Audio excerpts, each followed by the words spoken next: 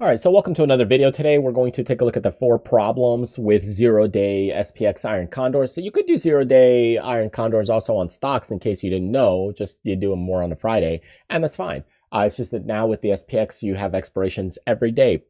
Mind-blowing, right? So when we look at zero-day expirations, there's a few big issues that I see, and one of the issues is that a lot of people are always trying to force these iron condors on there.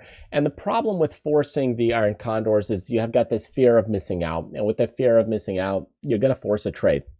Especially if you look at on a day like today, where you got an iron condor on here, you're going in, you're putting it in the morning. So let's say this is kind of your morning open. Even if you wait a few bars, here's your upper range, here's your kind of bottom range, and already you'd probably be getting stopped out somewhere over here.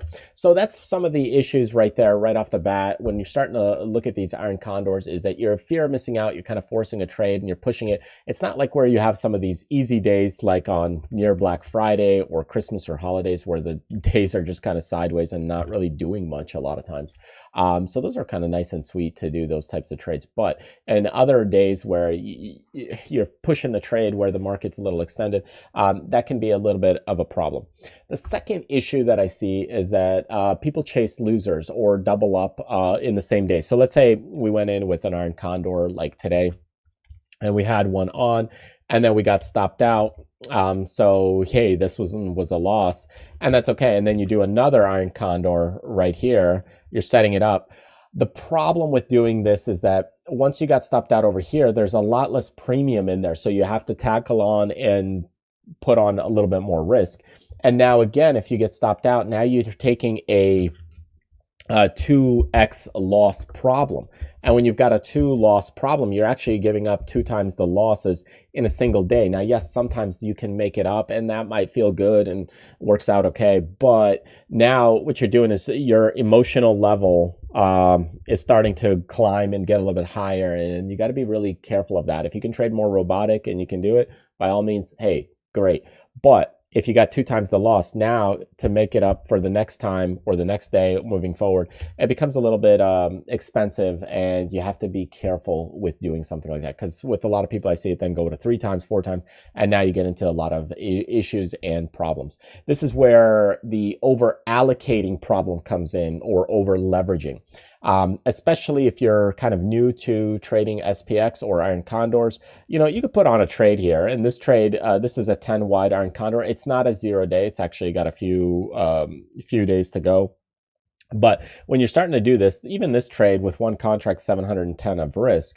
And what people do is they'll over allocate these trades. If I go to a 0 day expiration here, and we still got a bit of time. So, but what you'll see is the range of this trade. I only have maybe a handful of points to the upside or downside. Now, we're just a couple hours in.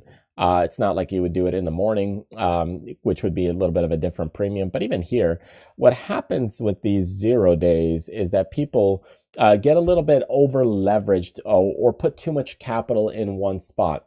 So when we're starting to do this, yes, we collect $110 on the credit, and that all sounds good. But here's the big issue. I'm risking $390.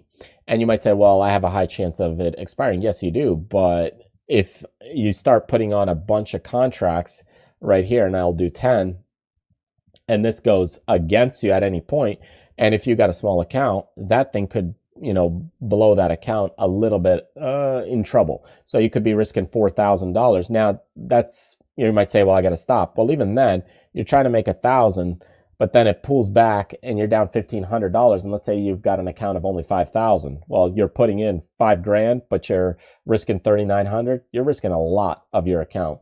And now your $5,000 turns into maybe $4,000 here. So you basically got stopped out. Do it again. Then you're down from $4,000 to $3,000, and then you won't be able to trade these anymore because now you've got too much capital in that one spot. So putting too many contracts or too much in one area right there can really have a dampening problem on this because you're over allocating. And this brings me to my kind of 4th problem that I see is not sticking to your stops. The other issue that I see is people are saying, hey, I'm willing to let this thing go and give it more room. And then they'll try to let it go down here in this area to maybe pop back up. And they don't stop out. And then it goes down here, goes down here, down here, and now you're down $2,000 on a $5,000 account. You're down 50% already on a 0-day trade. On a 0-day trade, 0 days, that means that's it. In 1 day, you've lost 50% of your account. That's how fast these things can go against you. So be mindful and be careful of these kinds of situations, because it can create a huge issue and problem if you're placing these trades with a lot of capital and you're not sticking to stops. Now you've got a large problem to deal with because you've just totally destroyed a huge chunk of your account. So spreading capital is important, especially as your account grows. You need to learn and understand how to do that. Anyways, that's just a basic concept for these things. If you're interested in learning a little bit more, check out the one-on-one sessions that I do with people, and because one-on-one is really where people learn. Otherwise, you're going to be hopping around group to group and all over the place. If you're doing things one-on-one, I find a lot of people learn very quickly that way. Anyways, check it out on the website. Appreciate you joining me. Thank you so much, and I will see you in the next video. Take care.